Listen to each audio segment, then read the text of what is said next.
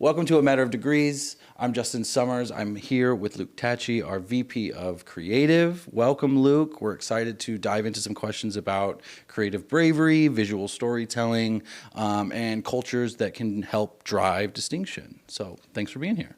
Of course, I was mandated to be here. Well, who doesn't love a company mandate for the company podcast? Glad to do it. Well, before we dive in, can you give some context to your position, what you do here at Epicosity, and how you serve higher education here at the agency? Yeah, so I'm the VP of Creative Services, which essentially means I am a fancy creative director. So I'm still functionally working on client accounts on a daily basis, and I'm sort of the team lead for the production team. So that includes our design, creative, and video production services at Epicosity. Awesome.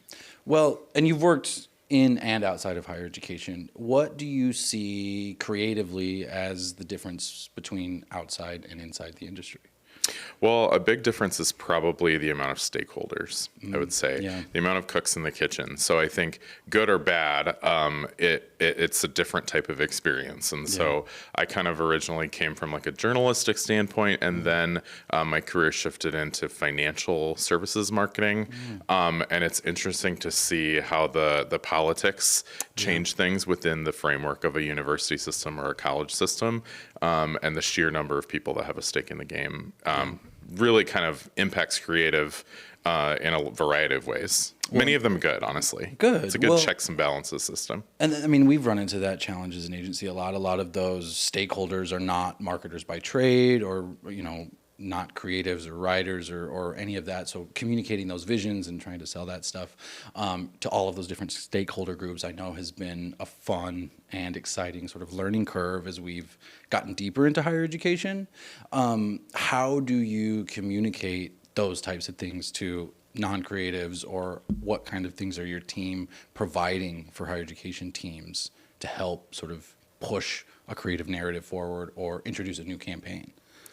I think it's kind of appealing to them on a human level. Ultimately, what we're making is trying to reach someone with a message, and that could be someone who's attuned to marketing and someone who isn't. Like, it should still, if it plays, it plays. And I feel like if it lands with any sort of left brain, right brain kind of person, then it plays. And so I think, honestly, having a variety of stakeholders can be a real benefit to a creative process, whether it's something being made by an internal team or an agency, because it's a good gut check of a variety of types of personalities to see if what you're saying actually resonates with the people that you're trying to resonate with.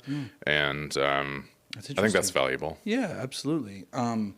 We talk a lot here at the agency, and I think, within the industry, we've heard it a ton, sort of this idea and concept of the Sea of Sameness that a lot of institutions, and especially colleges and universities, find themselves into. I think we've taken some interesting stances there to try and break free or, challenge the norm.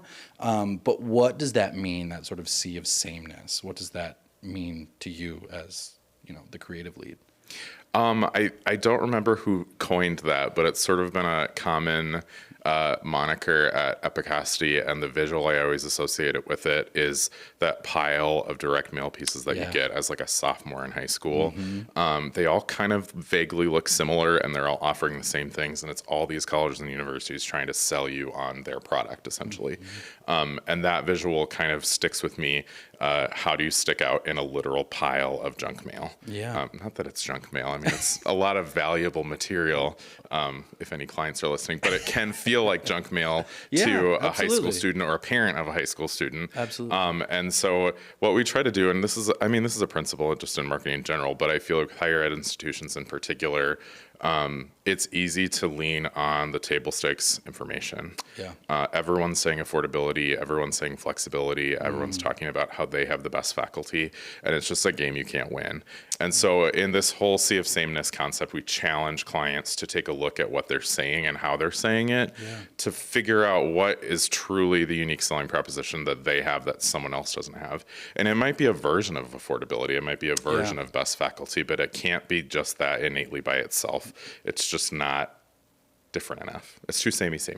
Fair. Well, and I know you guys have been working. I mean, there's a ton of new developments creatively for clients that you're on. And so juggling all of that has been, I'm sure, fun for you this summer. But is there one that you're particularly excited about because of this principle that you're sort of trying to push past or evolve something that's been working? And what has that development been like, and what can you tell us about it? I would say one that I feel particularly gratified by is the work we're doing with Idaho State University.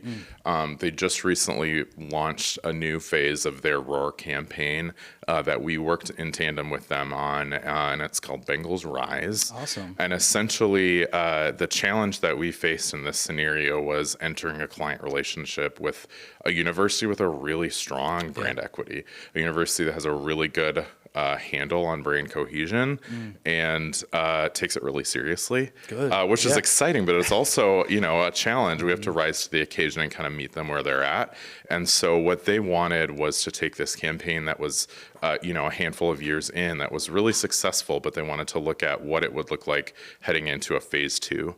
And so essentially what our creative team tackled was looking at what has worked with this campaign in the past, this ROAR campaign that they've coined, and their mascot is the Bengals, just to give you that much. That's why they're roaring. Absolutely. And kind of, I guess, evolve it into the next step. And there's something almost more challenging about evolving an existing piece of creative versus just coming up with something brand new. And so what we really strove to do was figure out, like, okay, what does this next phase look like for an ISU student? What do they care about, 4 or 5 years in? And how can we still maintain the integrity of the ROAR campaign so that it still has that equity while giving them something new to look at? So it was kind of marrying their ideas and our ideas, maintaining that brand standard that they really have held so dear for very good reason. Good for them. And develop something that feels evolved, has a new factor, a cool factor, without just sort of trashing the existing campaign that's been working so well. That's awesome. We were talking to Bergen earlier, and she mentioned so many things about the sort of strategic partnership versus kind of the vendor type relationship that Epicosity really tries to find the balance between. But in this case, it sounds like it was really collaborative, right? They had done that first Bengals Roar campaign internally or with another partner's help. And so what has that been like? Because, we've been in client situations as well where they sort of want us to take it from end to end and cook it up in our lab and bring it back to them. So is that different? Is that preferable? Talk to me about the relationship and the collaborative nature with Idaho State.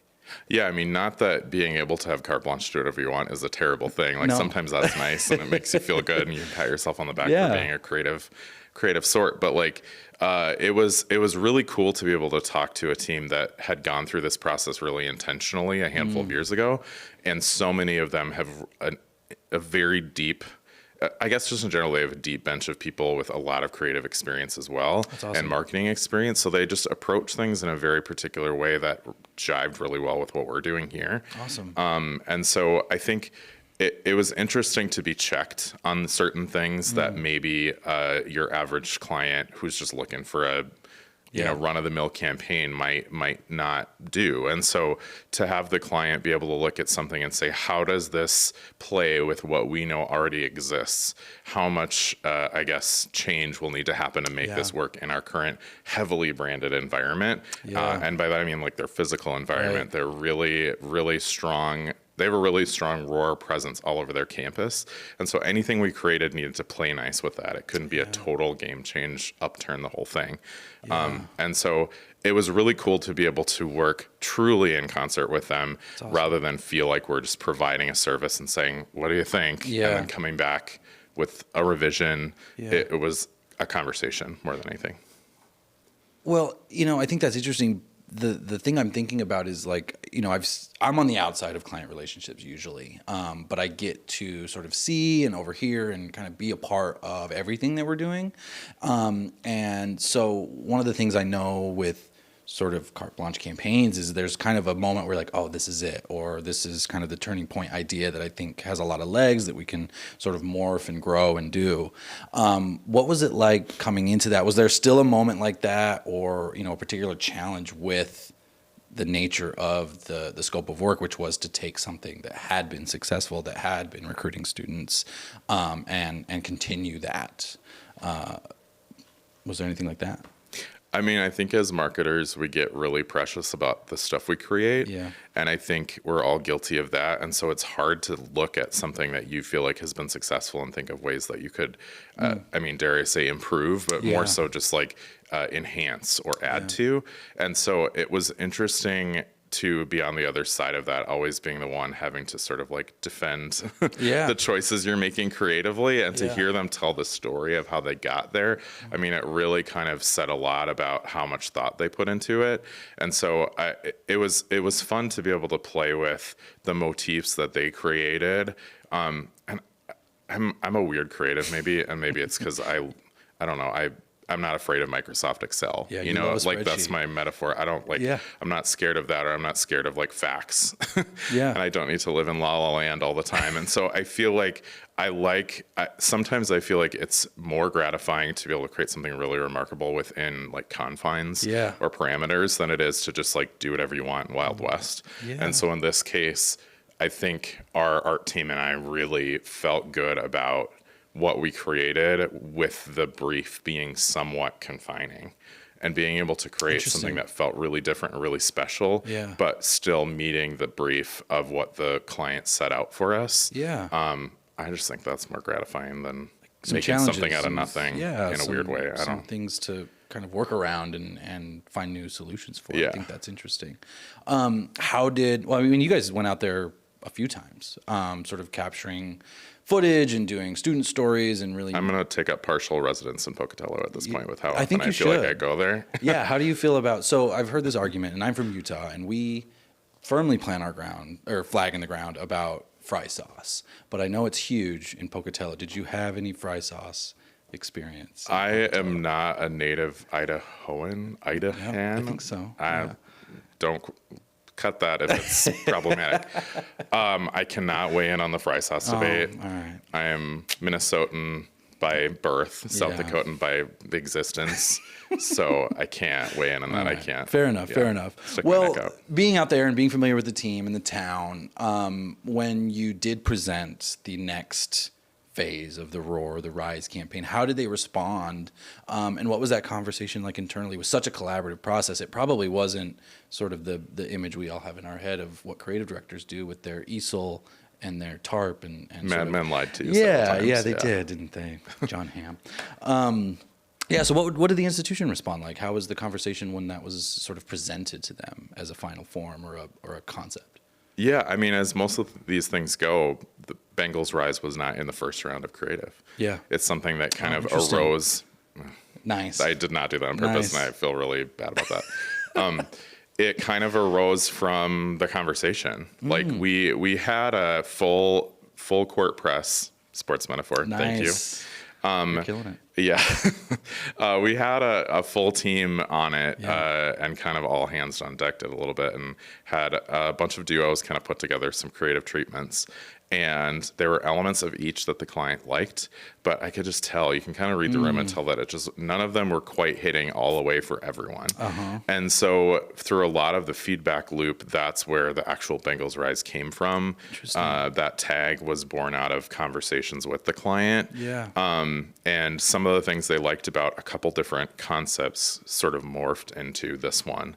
And it was one of those things where we came in round two with this one, and a couple other concepts, and you could just feel it. They instantly resonated with that, and it felt pretty universal. And so we knew we had kind of captured lightning in a bottle with that one, and so we just ran with it. That's awesome. And it's been a very positive experience ever since, just sort of cultivating this. And I think it all kind of culminated in our video shoot where we got to actually walk the walk with the client, and they could see how much thought and how much effort and creativity was put into it and be a part of it. And it just sort of bonds you instantly when you do that process. And Bergen mentioned that same thing too, is like you can't really have a full trusting and open relationship without overcoming some adversity and really finding a groove creatively with collaboration. So that's awesome to hear. I can't wait to see it. So in higher ed, Sea of Sameness again, sound like you guys found a groove with this collaboration and sort of evolving with Idaho State. But as a whole in the industry, what do you think needs to happen in the creative realm to allow some of those things to happen or to break free from some of that Sea of Sameness narrative?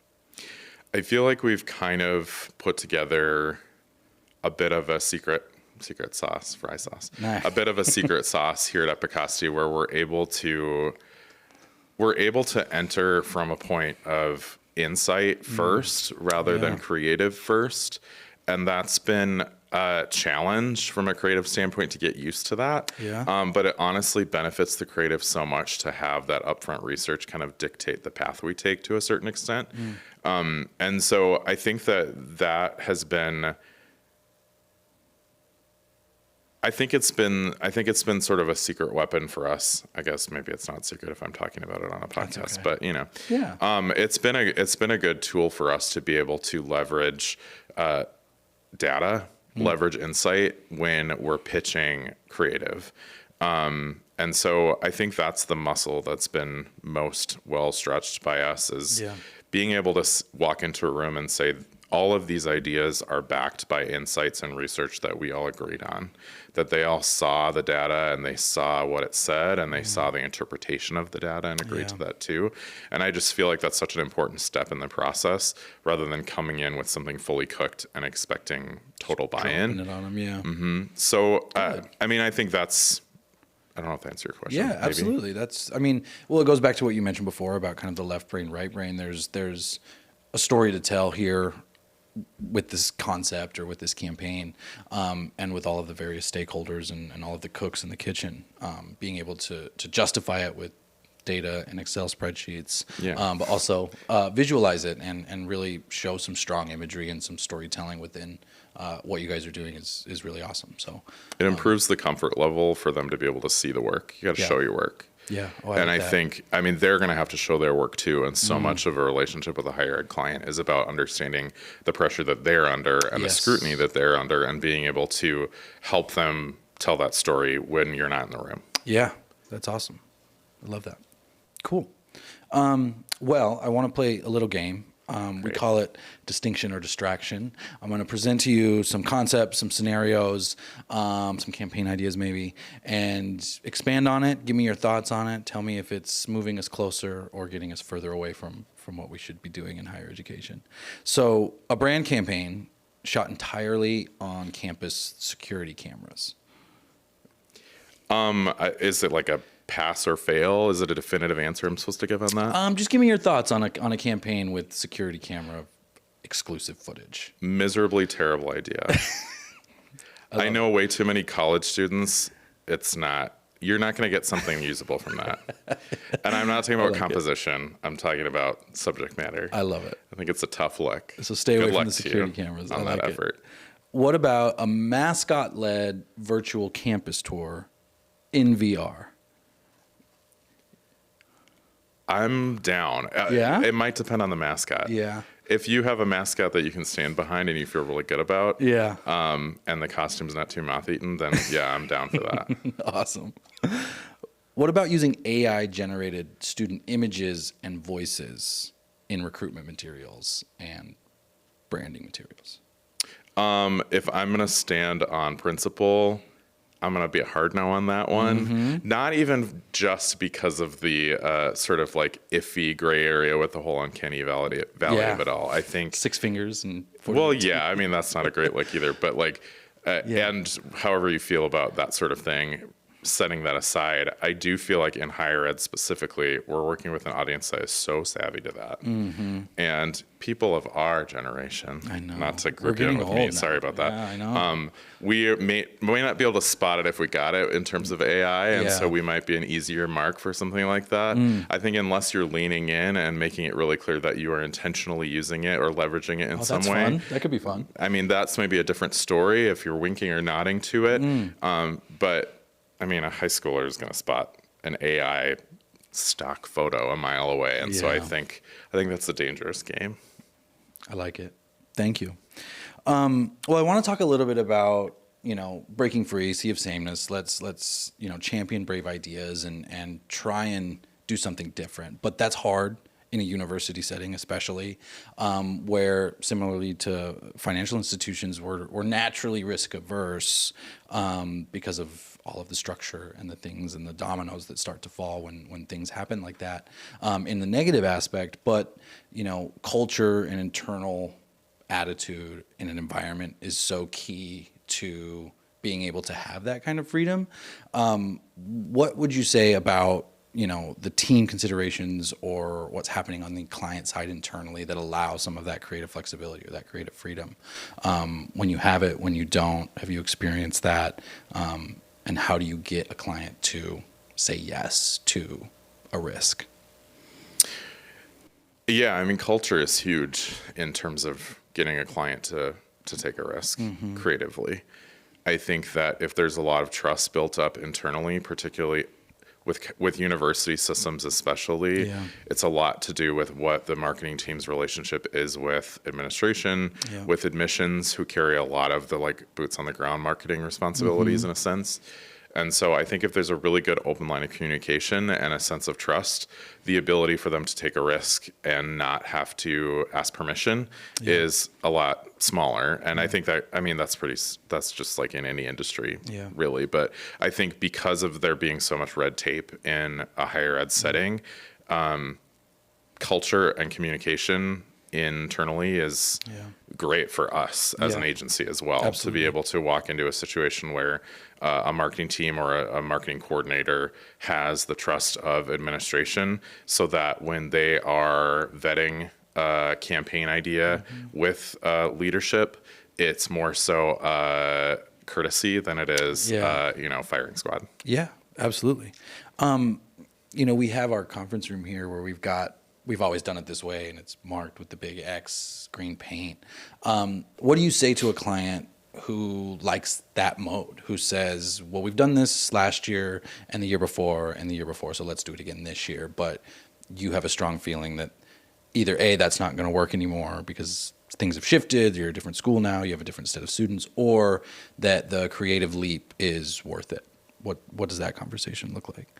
I mean, it's probably a conversation first with the strategist to say, do the results bear this out? That's the fair. Results say that the way we've always done it is working and it could not be improved upon.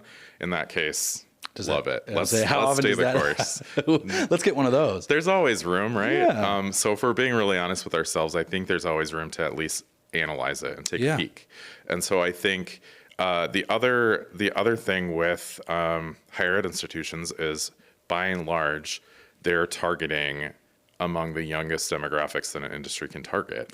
And we know that trends, fads, what have you, change on a dime. And so unless you're constantly aware of that and constantly aware of generationally what's hitting and what isn't, and a willingness to sort of pivot when you need to, then, I mean, you can't do things the same way for very long. I mean, we can't even do that. Internally, we can't.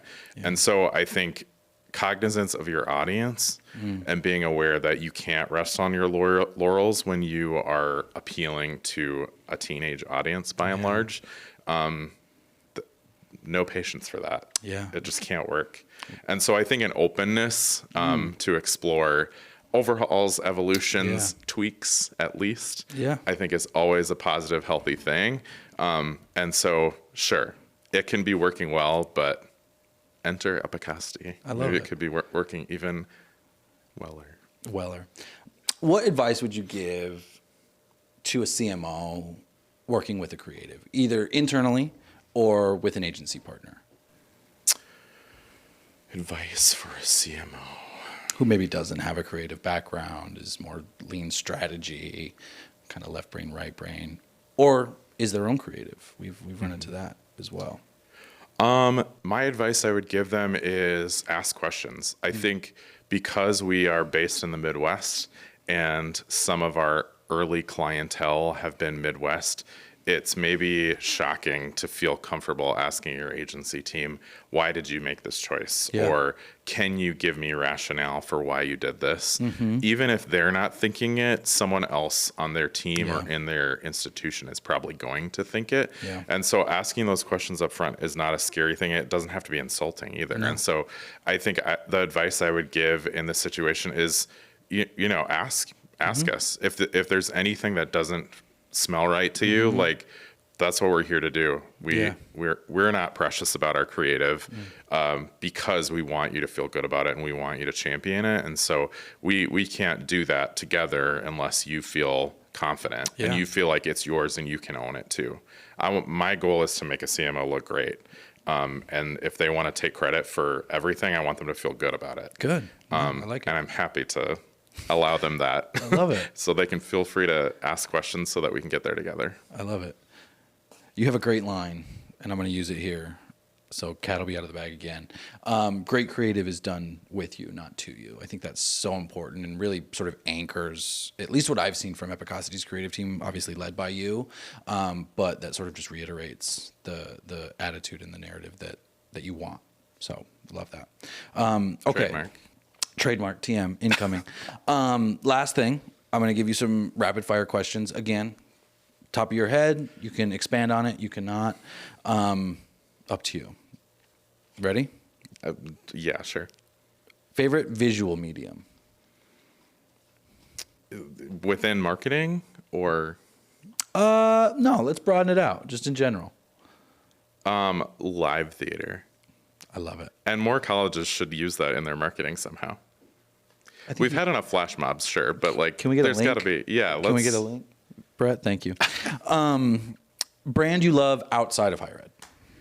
I'm like a lot of people say that they're like a movie nerd or a movie buff. You are really. I'm actually one, Yes. and it's a problem. My favorite brand outside of higher education is Criterion. Oh. Criterion Collection. Sleek, elegant, knows exactly who they are, never cut. waffles on it. It's a feel good. They have good packaging. I love it. Advice to an internal creative team on staying inspired.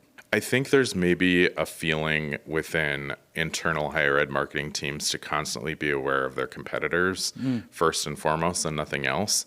And I think what we have the luxury of doing in an agency is being able to work in multiple industries and looking beyond higher ed, I think is something that is really important for any higher ed team to be able to be inspired by and aspire to be any brand that is doing well in their respective field. And so I think there's a lot to be learned beyond simply the competitors in your marketplace, especially since you're appealing to the most sought after demographic in the country.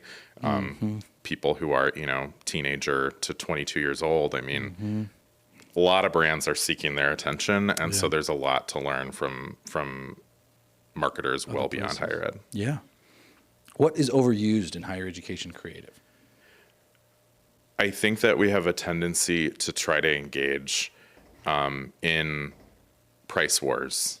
And I don't mean that literally. Yeah. I don't mean that just saying like we talk about how our tuition is so low or we have all these benefits to like no application fee, whatever. I'm not even talking about that. I think it's trying to fight a battle that can't be won.